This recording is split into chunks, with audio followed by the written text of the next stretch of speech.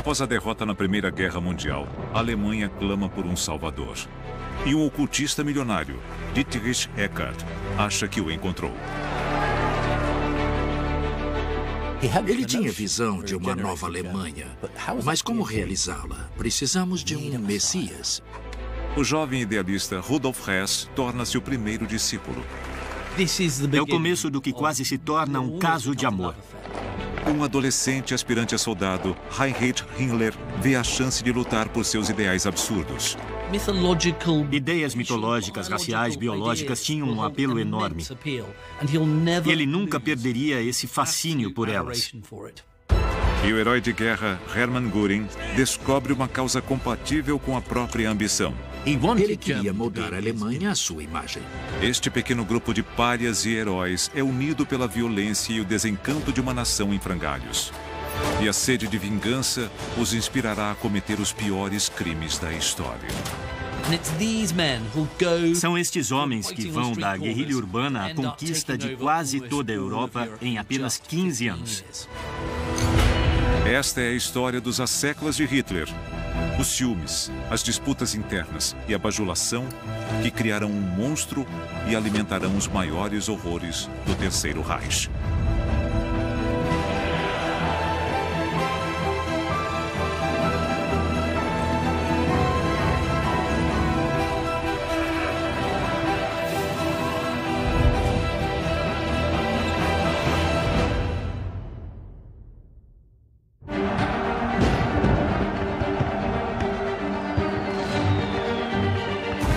A história do círculo íntimo de Hitler começa nos últimos dias da Primeira Guerra Mundial. Em uma base aérea no leste da França, o esquadrão alemão mais famoso de todos os tempos, o Circo Voador de Richthofen, aguarda sua próxima missão. 7 meses antes, eles perderam seu líder lendário, Manfred von Richthofen, o Barão Vermelho.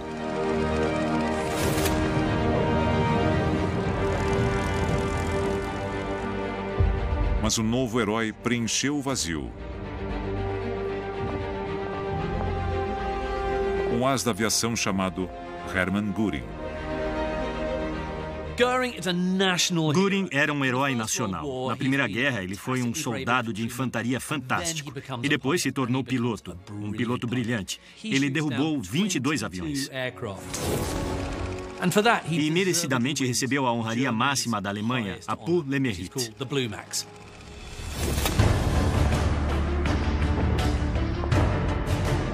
Göring, na juventude, era bonitão. E ele tinha porte, tinha princípios, beleza e coragem. Ele impressionava todos que o conheciam. Era engraçado, inteligente, era um líder natural. Era um daqueles caras que numa sala com 20 pessoas logo estava dizendo aos outros 19 o que fazer. Mas Göring enfrenta uma crise. Circulam boatos de que o imperador alemão está prestes a jogar a toalha. Göring não se abala. A guerra pode estar perdida e seu esquadrão reduzido à metade, mas ele não se renderá. Göring recebeu seus homens e mandou que ignorassem os boatos derrotistas de que o Kaiser ia abandoná-los. Ele nunca vai fazer isso.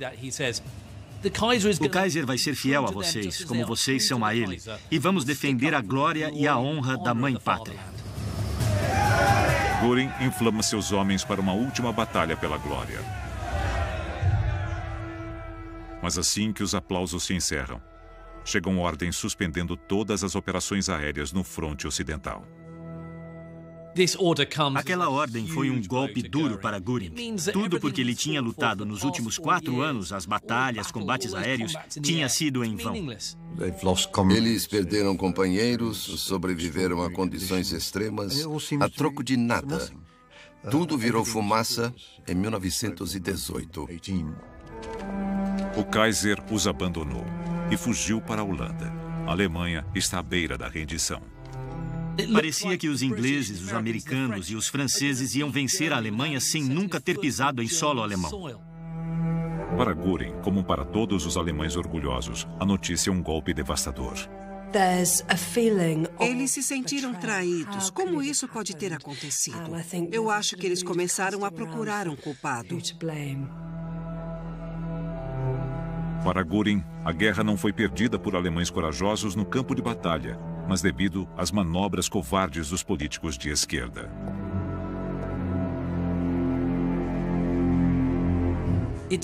Foi o começo para Göring e para milhões de alemães da sensação de terem sido passados para trás. Göring tem ordens para entregar suas aeronaves aos aliados, mas ele não pretende obedecer àqueles que o traíram. Para impedir que caiam em mãos inimigas, Göring instrui seus homens a decolar com os aviões e destruí-los em solo alemão. Esse tipo de atitude revela sua autoconfiança, sua autoestima. A ideia que podia ignorar regras não se aplicavam a ele. A Alemanha pode ter se rendido, mas Göring se recusa.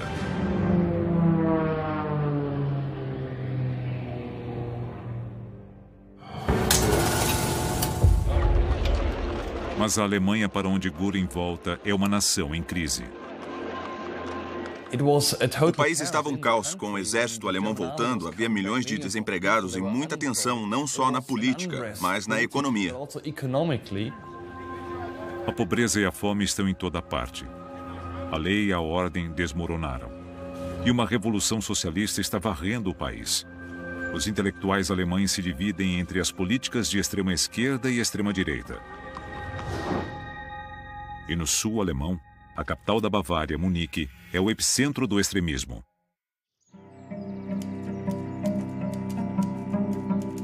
Um dos membros da elite direitista da cidade é um poeta e dramaturgo bávaro de 50 anos chamado Dietrich Eckart.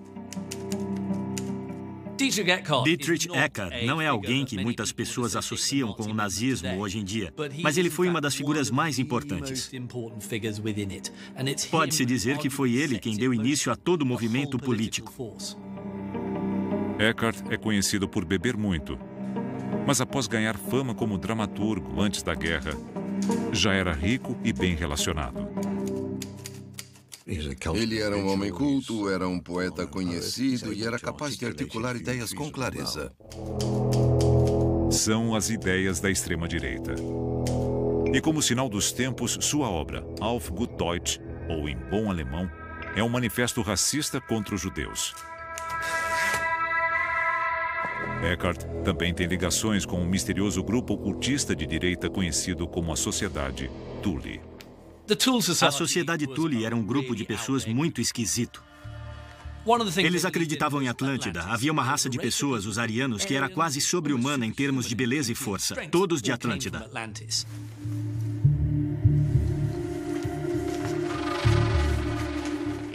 A ideia era que os povos arianos, ou teutônicos, eram a grande força civilizadora da história. E eles tinham se tornado germânicos. O povo alemão, o povo ariano teutônico, era o melhor, porque era o que o destino e a natureza desejavam. Por mais bizarras que sejam as crenças, na psique devastada dos alemães, a ideia de um passado glorioso oferece uma fuga da realidade humilhante. Ela dava uma base para os alemães, um semblante de identidade histórica. A Alemanha como Estado tinha apenas 40 anos. O que os unia era a busca de suas raízes enquanto povo. O que significava ser alemão. Mas o mito da Sociedade Thule tem um lado sombrio. Eles acreditam que os arianos superiores foram enfraquecidos pela miscigenação com raças inferiores e moralmente corrompidas.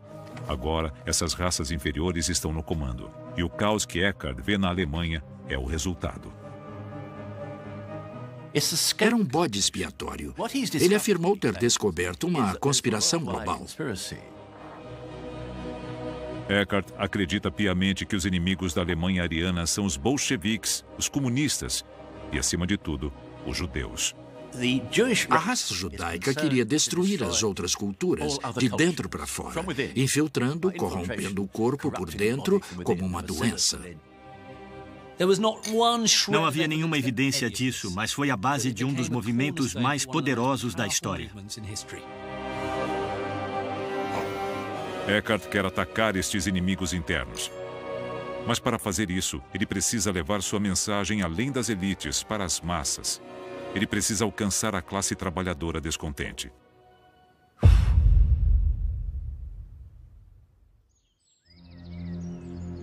Enquanto isso, com seu esquadrão dissolvido, Hermann Göring volta a Munique. Ele saiu da guerra como um herói, aos olhos de muitos, mas cheio de ressentimento, raiva, frustração.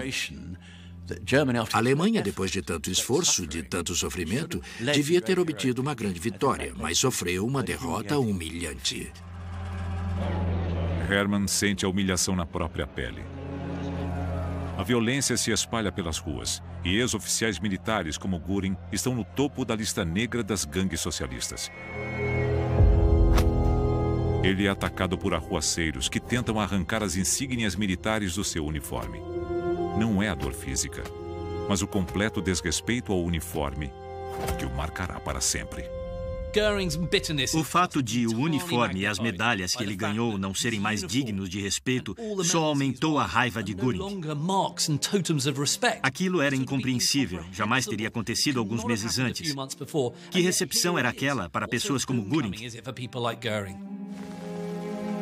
Incapaz de encontrar trabalho em Munique, o ex-piloto de caça é obrigado a ganhar a vida como piloto de acrobacias itinerante.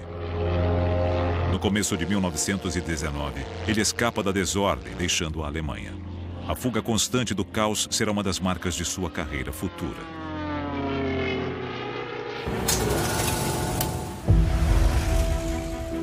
Mas outros, como Dietrich Eckart, estão determinados a lutar.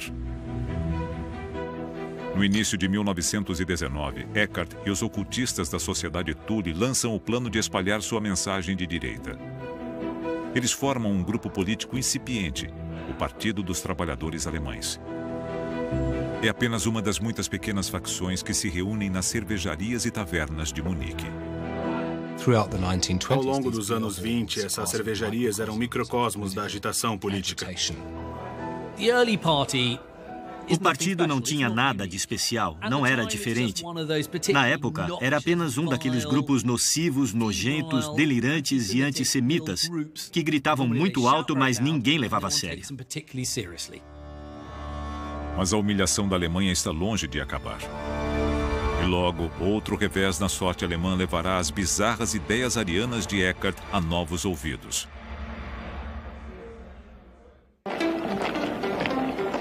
No verão de 1919, os aliados vitoriosos se reúnem em Paris. E em 28 de junho, eles e a Alemanha assinam um documento histórico, o Tratado de Versalhes. Todos na Europa comemoram. Mas para a Alemanha, o tratado é desastroso. Ele exige indenização e punição pela Primeira Guerra Mundial. Ninguém previu o quanto o povo alemão sofreria por causa do Tratado de Versalhes. A Alemanha é multada em mais de 260 bilhões de marcos, o equivalente a 860 bilhões de dólares em valores atuais. Um quinto da indústria é tomado pelos aliados. E o país perde todas as suas colônias. Na Europa, a Alemanha é forçada a entregar 13% do seu território a países vizinhos. Quase 7 milhões de alemães perdem sua cidadania e são obrigados a se tornar parte de nações como a Polônia e a Tchecoslováquia. Nacionalistas como Dietrich Eckart não aceitavam que a Alemanha fosse tratada daquela forma. Era um exemplo gigantesco de vergonha nacional. A então gloriosa Alemanha de Eckart, a potência industrial ascendente da Europa, estava de joelhos. Em agosto de 1919, um novo governo democrático, a República de Weimar, ganha forma, criada para substituir o governo autocrático do Kaiser e seus generais. Mas para Eckart, ela é fraca e dominada por políticos judeus e liberais. Ele decide que o seu partido deve enfrentá-los. Mas para fazer isso, ele precisa de um homem que possa falar diretamente com o povo, de um líder inspirador. A palavra Messias é usada por Eckart mais de uma vez. Ele tinha visão de uma nova Alemanha, mas como realizá-la? Precisamos de um Messias. Tradicionalmente, os líderes eram pessoas importantes. Mas na época havia um desejo comum por um tipo novo de líder político, que não podia ser uma figura já estabelecida. Eckhart escreveu um poema famoso em 1918, no qual ele descobre uma figura chamada O que não tem nome, ou o Grande, que é um soldado alemão comum com fogo no olhar que vai salvar o povo alemão.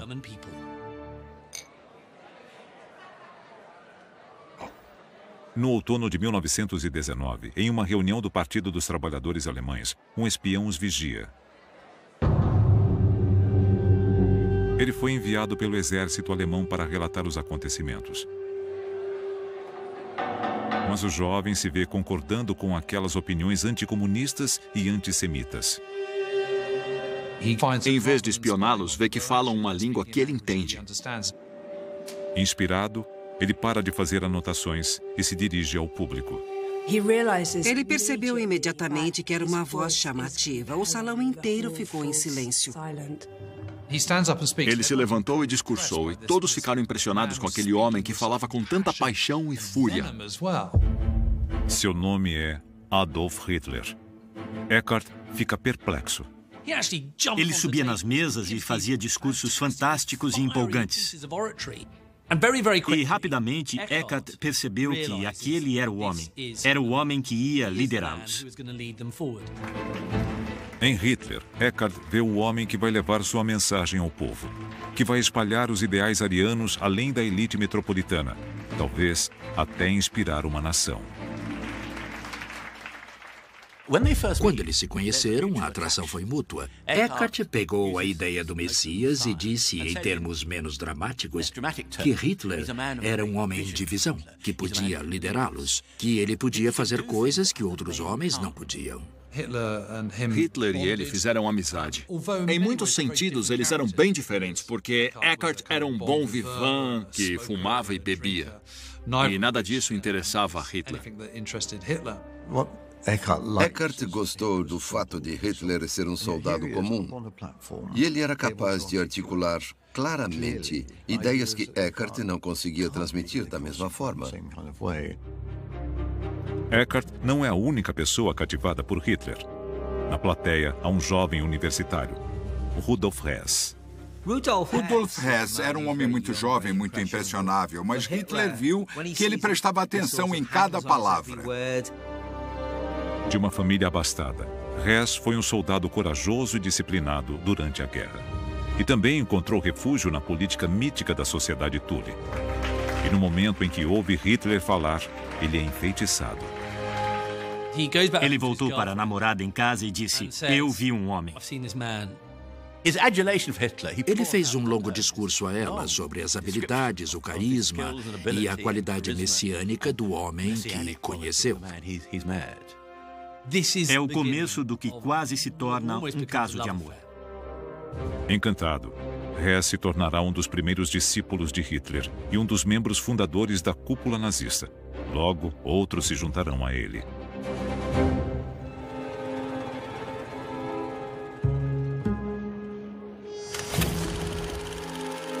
Entre eles, o perturbado filho de 19 anos de um professor.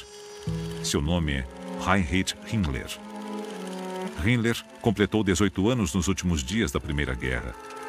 E estava louco para mostrar seu valor como soldado. Mas era tarde demais. Uma das grandes frustrações de Heinrich Himmler era ser jovem demais para ter lutado na guerra. Isso era uma frustração imensa. Ele tinha ambições militares não realizadas. Himmler, que mantinha um diário detalhado e colecionava selos, foi uma criança doente. Himmler era um jovem estranho. Ele não era muito extrovertido. Era, podemos dizer, sexualmente reprimido. Ele tinha um profundo complexo de inferioridade que ele combatia sendo muito agressivo e muito destrutivo, literalmente, no trato com as pessoas. Tentando afastá-lo dos problemas, o pai de Himmler o matriculou no curso de agricultura da Universidade de Munique. Mas Himmler é fascinado pelos mesmos mitos e monstros que os ocultistas Eckart e Hess. E sua visão sobre a agricultura é bem diferente da de seus colegas. Himmler era uma figura misteriosa. Ele adorava o mistério, ele adorava o oculto, adorava lendas. Himmler era obcecado pela ideia de Blut und Boden, sangue e solo.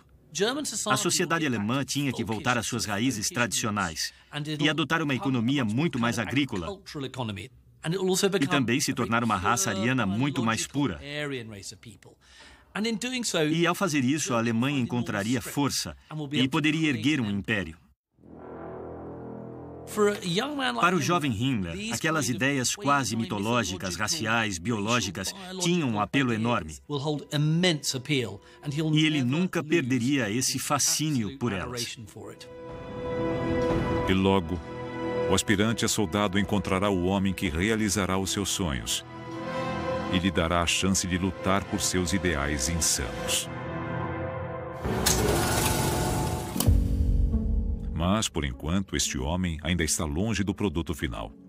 Embora Eckart acredite que Hitler seja o redentor das profecias, ele admite que o jovem impetuoso é um diamante bruto que precisa ser lapidado. Hoje nós diríamos que Eckart se tornou o mentor de Hitler. Basicamente, Eckart vestiu Hitler para deixá-lo respeitável. Ele lhe deu uma gravata, uma camisa, um terno e um belo sobretudo. E o levou até os seus apoiadores ricos e disse: vejam, este é o homem que um dia vai liberar a Alemanha e nos liderar. Mas Eckart descobre que não é fácil lapidar um diamante bruto. Sim, ele podia estar de terno e gravata e com o cabelo penteado, mas em festas sofisticadas ele começava a gritar impropérios contra os judeus, que chocavam as mulheres. E ele também se empanturrava de comida porque estava com fome e era pobre. Ele não tinha nenhuma educação. Mas, gradualmente, Eckart refina a etiqueta de Hitler. E os dois homens, embora separados por mais de 20 anos de idade, tornam-se próximos. Era uma relação de pupilo e professor, de pai e filho. Havia um sentimento fraternal entre os dois. Com Hitler nomeado diretor de propaganda do partido, os dois homens começam a refinar as teorias e crenças do movimento. Juntos, eles são uma equipe formidável. Hitler e Eckart se complementavam perfeitamente. Embora Eckart fosse um péssimo orador, ele era um ótimo escritor e teórico, enquanto as ideias de Hitler eram muito confusas e ele não escrevia muito bem. Então o que Eckart podia fazer era pegar as palavras de Hitler, poli-las, ordená-las e devolvê-las a ele. E Hitler as amplificava com a sua oratória fantástica, que cativava o público. Funcionava brilhantemente. Os nazistas juram recuperar as terras roubadas pelo Tratado de Versalhes e dar um fim aos pagamentos abusivos exigidos pelos aliados. Era genial porque era uma coisa simples, fácil de lembrar. Por isso tinha muita força política. Eckart cria um lema: Deutschland erwahre. Alemanha, acorde. O partido também ganha um novo emblema de origem ariana, segundo os místicos da sociedade Thule: a suástica. E o movimento é renomeado Partido Nacional Socialista dos Trabalhadores Alemães. Nasce o Partido Nazista. Lentamente, o movimento ganha força e homens poderosos começam a prestar atenção. Homens como o capitão Ernst Röhm. Para os nazistas, Röhm, ainda um oficial da ativa no exército alemão, pode ser um quadro importante. Ele tem acesso a homens e armas. Röhm era um soldado condecorado. Na Primeira Guerra Mundial, tinha ganhado muitas medalhas por bravura.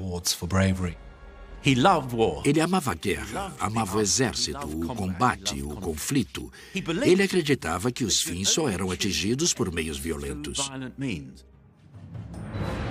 Mas, sob o Tratado de Versalhes, o amado exército de Röhm foi reduzido a apenas 100 mil homens. E os aliados estão confiscando e destruindo seu equipamento. Então, o exército escolhe Rom para montar grupos paramilitares não oficiais e estocar armas. Rom estava construindo uma força formidável. Era um contrabandista de armas. Isso lhe deu o apelido de Rei das Metralhadoras. E Rom usa medo e violência para cumprir sua missão. Era uma figura muito desagradável. Era impiedoso e brutal. Era viciado no poder. Poder e autoridade.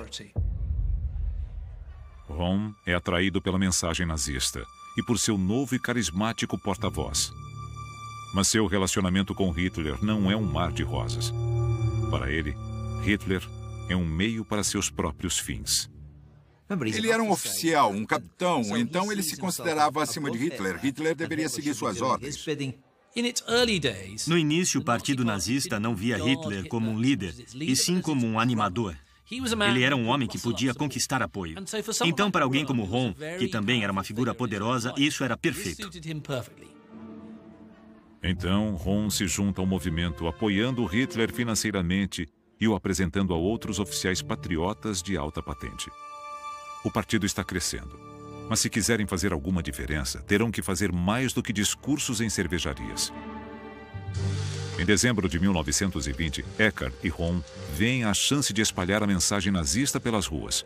Eles levantam fundos para comprar o impopular jornal semanal da Sociedade Thule. É sua primeira investida na propaganda de massa, uma ferramenta que os nazistas aprenderão a usar com eficiência arrasadora. O Volkscher Beobachter é um exemplo clássico da forma como os nazistas usavam a mídia para espalhar sua mensagem. Então fizeram um jornal com manchetes grandes, conteúdo interessante e imagens impactantes. Qualquer editor de jornal sabe que são ferramentas poderosas. A essa altura, Hitler ainda é apenas o porta-voz do partido. Mas Eckart, instalado como editor-chefe do jornal, logo começa a divulgar sua visão de Hitler como o Messias da Alemanha. Hitler não se via como um Messias. Ele devia achar que era um João Batista e que o Messias surgiria depois. Mas Eckart se refere a Hitler como Der Kommenden Großen, o grande homem que virá, atribuindo a ele os poderes mágicos de um líder ariano teutônico mítico. Ele captura a imaginação dos seus leitores e também alimenta o ego de Hitler. Ele começou a perceber, incentivado por um homem como Eckart, que podia ser o salvador da Alemanha. Hitler começou a ver em si mesmo alguém que tinha poderes quase divinos.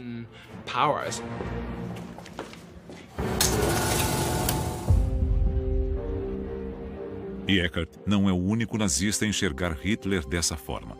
Agora, Rudolf Hess se dedica a fazer a vontade de Hitler. Hess era um daqueles indivíduos no movimento que podemos descrever como adulatórios.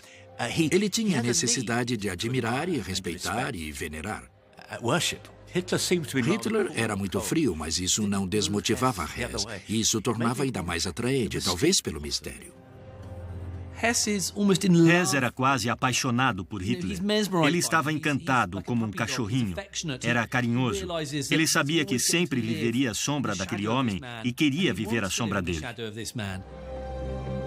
Logo após o artigo de Eckart, Hess começa a se referir a Hitler como o líder, Der Führer. E o Führer de Hess está prestes a se transformar.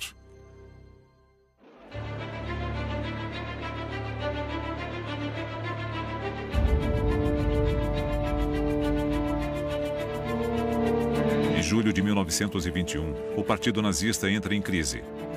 Eckart descobre que o líder oficial do partido, Anton Drexler, está tentando se unir a outros grupos políticos. Hitler fica furioso. Por que permitir que outros partidos poluam o seu manifesto? Ele renuncia imediatamente. Mas em segredo, Hitler não tem nenhuma intenção de dar as costas aos nazistas. Foi uma jogada muito inteligente de Hitler. Basicamente, ele renunciou para voltar ao poder. Como? Ele disse, vocês podem me apoiar ou se virar sem mim. Ele sabia, como qualquer bom negociador, que tinha o as na manga. Iam apoiá-lo e ele sabia disso. Através de Dietrich Eckart, Hitler exigiu se tornar o presidente do partido com poderes ditatoriais. Eckart leva o ultimato de Hitler ao partido e convoca uma votação. Por maioria esmagadora, 543-1, eles abandonam Drexler e fazem de Hitler seu líder oficial. Eckart entrega a Hitler o controle total do partido nazista, mas logo se arrependerá disso. Os nazistas ainda são um grupo pequeno e pouco importante. Se quiserem realizar seu plano de tomar o poder à força, precisarão de mais do que palavras. Precisarão de um exército. Não esqueça que a política alemã na época era uma atividade extremamente violenta. Ernst Röhm começa a criar a própria força paramilitar do partido, a chamada Divisão de Esportes. No outono de 1921, ele já tinha 300 homens e um novo nome, a Tropa de Assalto, Sturmabteilung. A SA de Röhm expulsa manifestantes de reuniões e intimida oponentes políticos. Mas eles não têm disciplina. Precisam de um líder. E como oficial do exército, Röhm não pode assumir o papel. Na hora certa, o homem perfeito para a vaga retorna a Munique. O renomado herói de guerra, Hermann Göring, está de volta. E o ambicioso as da aviação é atraído pela causa que pode lhe dar o poder e a influência que tanto deseja. Göring pensou, tenho que me unir a isso. É um movimento pequeno e posso ser importante nele. Göring não acredita em todas as políticas extremistas de Hitler, mas está disposto a deixar de lado qualquer objeção moral em troca de poder e reconhecimento pessoal. Ele viu no nazismo um meio de obter ganhos pessoais. Ele defendia os próprios interesses. Ele queria moldar a Alemanha à sua imagem. Um dia após ver Hitler falar pela primeira vez, os dois homens se encontram. E Göring entende seu valor para Hitler e o partido nazista. Ele era uma celebridade, era famoso, as pessoas veneravam Göring. Era bom tê-lo no seu time. Junto com os outros membros da cúpula, eles começarão a tirar das sombras o incipiente partido nazista. Com Hess recrutando mais membros e Röhm garantindo o treinamento do exército em segredo, Göring começa a transformar a Sturmabteilung em uma força formidável.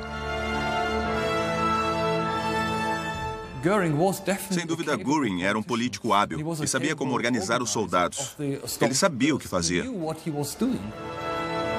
Depois, Hitler afirmará: eu dei a ele uma turba maltrapilha. Em pouco tempo, ele tinha organizado uma divisão de 11.000 homens.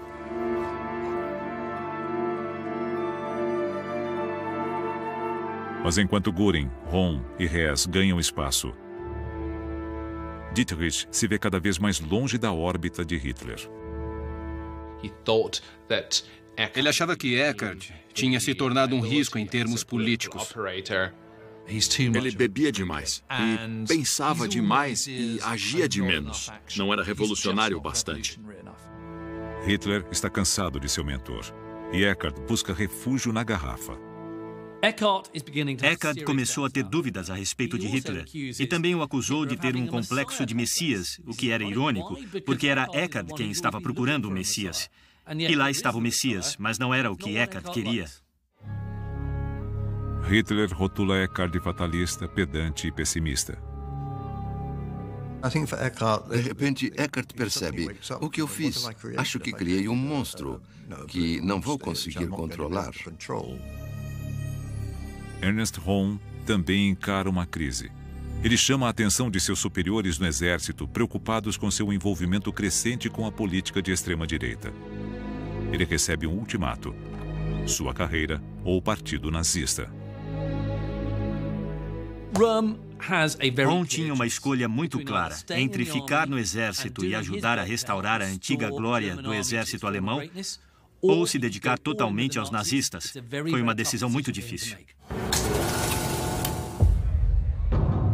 Por enquanto, Röhm continua recrutando membros para sua milícia. E um jovem idealista especialmente motivado desperta o seu interesse. O aspirante a soldado, Heinrich Himmler.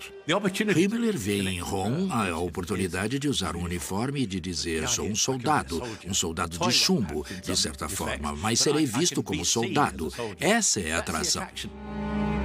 Röhm apresenta a Himmler o ascendente partido nazista. E em agosto de 1923, ele se torna um membro do partido 14.303. A princípio, ele fica sob a proteção de Ron. Há poucos indícios de que ele se tornará o antissemita mais violento e temido de todos. Os membros-chave estão posicionados. Agora só precisam de uma chance para deixar sua marca. Os eventos conspiram para ajudá-los quando a Alemanha mergulha no caos econômico e a hiperinflação domina a economia. Um pão sobe de 165 marcos para mais de 1 bilhão em apenas 10 meses. A hiperinflação de 1922 e 23 deixou muitos alemães traumatizados.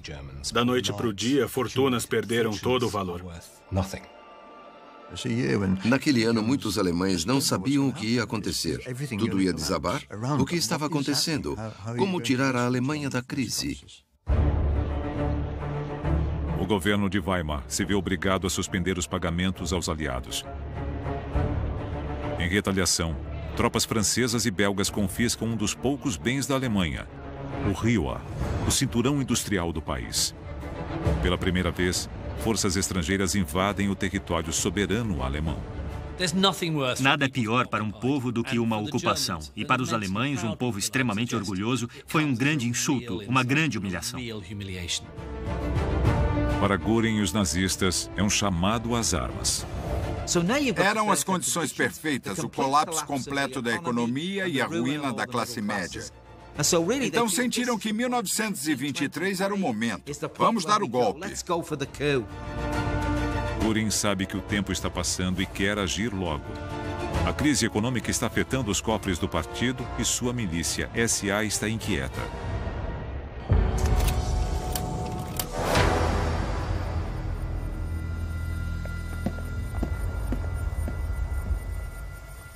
Para Ron, é a hora da decisão. Ele escolhe abandonar o exército e apostar tudo no sucesso de um golpe nazista. Então, Ron incentiva Hitler, afirmando que boa parte do exército os apoia e não oferecerá resistência. Está decidido. Chegou a hora de tomar o poder. Mas como? A inspiração vem do exterior. O fascista mais bem-sucedido da Europa, Benito Mussolini, que subiu ao poder na Itália alguns meses antes. Ele obteve enorme apoio popular e marchou sobre Roma com sua milícia de 30 mil homens. Göring disse, é assim que deve ser. Não espere o apoio eleitoral. Não espere o apoio de todo o povo. Tome o poder agora com Mussolini e depois se justifique. O plano é tomar a Bavária primeiro, antes de marcharem contra o governo nacional em Berlim. A ideia do putsch era desafiar o governo bávaro em Munique para desafiar o governo alemão em geral. Era muito simples. A Bavária está nas mãos de 3 pessoas: o chefe da polícia, o do exército e o primeiro-ministro do estado, Gustav von Kahr. Se conseguirem recrutar estes 3 homens, terão o apoio do exército e da polícia. Mas há um problema. Ao contrário de Mussolini, Hitler ainda é quase desconhecido fora de Munique. Para que tenham alguma chance, eles precisam de um representante temporário com apelo nacional. Eles abordam o general Erich Ludendorff, herói da direita alemã e um dos grandes comandantes da Primeira Guerra Mundial. Ludendorff era a própria imagem de um general prussiano e era uma figura muito respeitada pelos alemães. Quando os nazistas descobrem que o primeiro-ministro von Kahr fará uma reunião pública na Bilger Braukeller, uma das principais cervejarias de Munique, e que os chefes da polícia e do exército bávaros também estarão lá, eles sabem que não podem perder tempo. Quando ficaram sabendo, os nazistas tiveram medo de que von Kahr se adiantasse a eles. Desconfiavam que von Kahr iria declarar a Bavária independente da Alemanha. E os nazistas não queriam isso. Pensavam, temos que agir rápido agora. Göring mobiliza sua tropa de assalto. Ele e Hess vão liderar um ataque à própria Bilger Braukeller. Seu plano é invadir a reunião e capturar os 3 homens-chave de uma vez só. Depois, unidades da SA, incluindo as de Ron e Himmler, assumirão o controle dos principais prédios da polícia e do exército na cidade. Eles aguardam a ordem final. É o momento que Göring tanto esperava. Ele vestiu seu uniforme completo com a Pour le Mérite. Era o grande momento dele. Era a chance de recuperar a sua honra militar. Göring estava pensando grande. Aquela era a fagulha que daria início ao incêndio, o controle da Alemanha. Para o círculo próximo de Hitler, aquele era o momento que estavam esperando.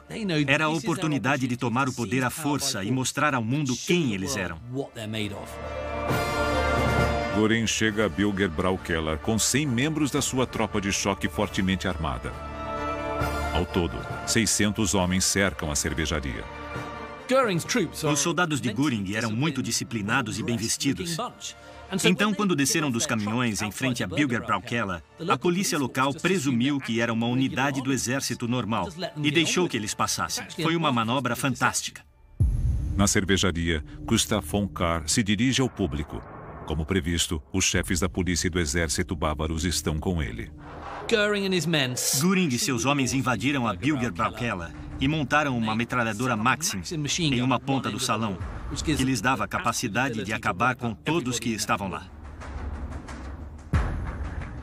Então avançaram pelo meio do salão, abrindo caminho para Adolf Hitler.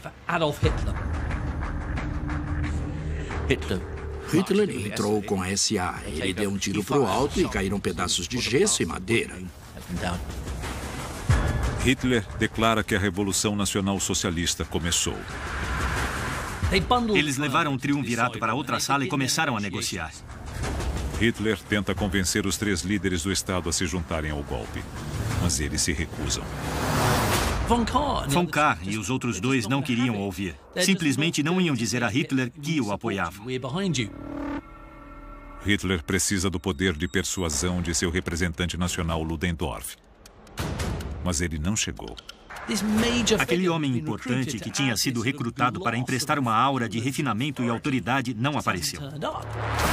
Hitler os ameaça com uma pistola e eles não cedem. Hitler percebeu que ele e seus colegas não podiam atirar em todo mundo. Isso não resolveria nada. Um fracasso parecia iminente.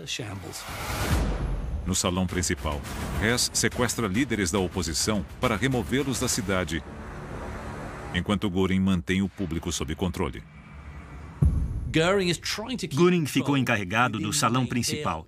Para manter a paz, ele usou sua autoridade, abrindo o casaco e revelando a Pour le Mérite. Ele fez brincadeiras, dizendo que deviam ficar calmos e que tinha cerveja para beber. É quando vemos o melhor de Göring, ou talvez o pior. Com a cervejaria cercada, Ron recebe a ligação para agir. Ele ordena que seus homens invadam o Ministério da Guerra da Bavária. Himmler carrega com orgulho a antiga bandeira imperial. Dizem que ele ficou na retaguarda, encorajando os outros a avançarem. Pode-se ver isso como um ato de covardia. Mas ele foi literalmente um porta-bandeira, na marcha, fazendo o papel de soldado. Agora estou fazendo algo corajoso, estou com as tropas em ação. Por toda a cidade, unidades da SA se aproximam de seus alvos. Mas na cervejaria, Göring tem dificuldade para manter a calma. E as negociações de Hitler chegam a um impasse. Na tentativa de virar o jogo, ele faz um discurso apaixonado ao público. Ele mente, afirmando contar com o apoio do governo. Incrivelmente, o público acredita. Então, no momento perfeito, Ludendorff chega ao local. Ele faz sua mágica. E os líderes da Bavária concordam em apoiá-los. De repente, o golpe nazista ganha forças.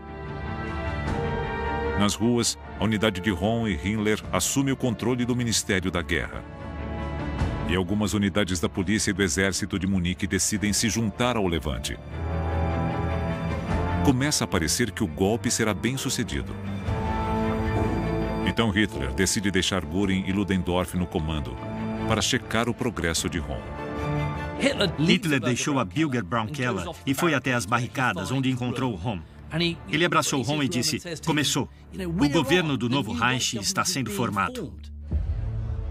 Na Bilger Braunkeller, o clima está mais tranquilo. Mas com Göring distraído, pegando bebidas para seus homens, Ludendorff comete um grave erro. Parece que Kahr convenceu Ludendorff a deixá-lo ir e Ludendorff disse: dê sua palavra de que não vai voltar atrás. Von Kahr garante a Ludendorff que não vai traí-los. Passa pelos soldados bêbados de Göring e parte. Em outra cervejaria, do outro lado da cidade, Dietrich Eckart, o antigo mentor de Hitler, não faz ideia de que há um golpe em andamento. Não há exemplo maior de como Eckart estava longe da órbita de Hitler do que o fato de só ter ficado sabendo do golpe em uma ligação após a meia-noite. Um colega ligou para ele dizendo: onde você está? Veja o que aconteceu. O partido acabou, literalmente. Quando Eckart fica sabendo que Von Kahr foi libertado, ele vê o perigo. Ele sabia que não podia confiar em Von Kahr e gritou: fomos traídos. Os instintos de Eckart estão corretos. Von Kahr logo convoca o exército. Em um instante, os nazistas se veem em desvantagem. O golpe é interrompido. E ao nascer do sol, no dia seguinte, Göring e o resto da cúpula não sabem o que fazer.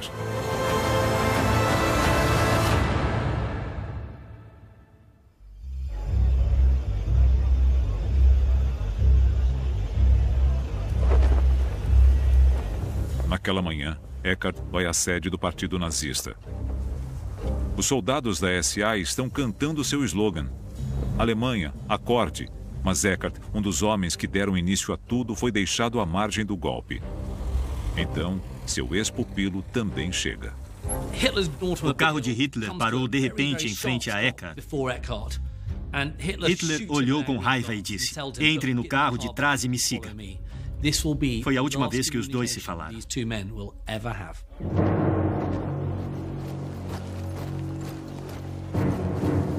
Na tentativa de manter o golpe vivo, Ludendorff toma a iniciativa. Foi Ludendorff quem tomou a dianteira e disse: vamos marchar.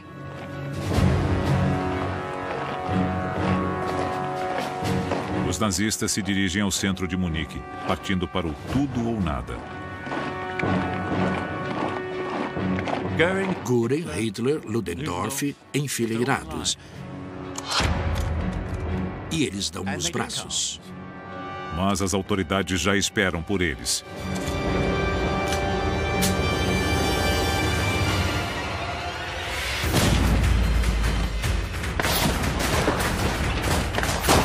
Göring leva um tiro na perna e fica gravemente ferido. Göring levou um tiro e não conseguia andar. Ele se arrastou. Foram pegos em uma rua estreita.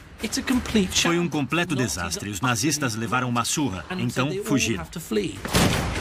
Na confusão, 16 nazistas são mortos e muitos outros feridos. E Hitler escapa da morte por pouco. Uma bala passou a 30 centímetros de Hitler. Se estivesse um pouco à direita, a história teria sido diferente.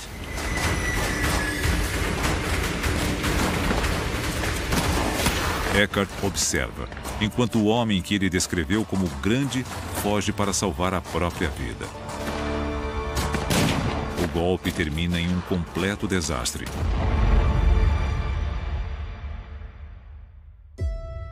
Gravemente ferido, Göring foge para a Áustria. Exilado de seu país, perseguido. Seus sonhos de glória, despedaçados. Rudolf Hess também foge para a Áustria. Enquanto Himmler volta para a casa de sua mãe, ainda não importante o suficiente para atrair a atenção das autoridades. Röhm se entrega e é preso junto com Hitler. O Putsch foi um fracasso completo. A cúpula é desfeita, o partido dissolvido. E o Führer está atrás das grades. Ninguém imaginaria que aqueles homens chegariam ao poder e levariam o mundo à guerra total. Mas juntos, eles aprenderam uma lição valiosa. Aquele tipo de política revolucionária não funcionava. Eles teriam que subverter a democracia, tornando-se democratas. Nos anos seguintes, o fracasso do Putsch será reescrito no folclore nazista como uma batalha triunfante. Ele foi glorificado. E todos os membros do círculo próximo a Hitler, que estavam lá naquele dia fatídico, tinham um lugar garantido no círculo. O Putsch criou um laço de sangue entre os futuros líderes do Terceiro Reich.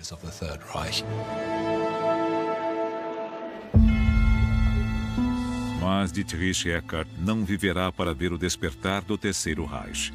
6 semanas após o fracasso do golpe, ele está à beira da morte. Anos de abuso do álcool cobraram seu preço. Suas últimas palavras são proféticas. Sigam Hitler. Ele dançará. Mas sou eu quem toca a música. Não chorem por mim. Eu terei influenciado a história mais do que qualquer alemão. É a essência de Eckart.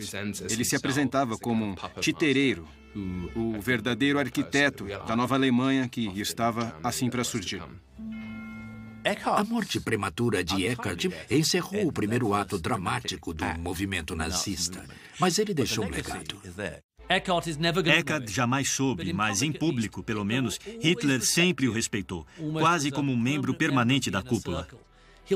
Ele dedicou o primeiro volume de Mein Kampf a Eckart e o chamava de pai espiritual do nacional-socialismo. Eckart pode ter morrido, mas suas ideias não morreram com ele. E, obviamente, foram levadas adiante por Hitler e seus asseclas, e quase levaram o mundo à destruição.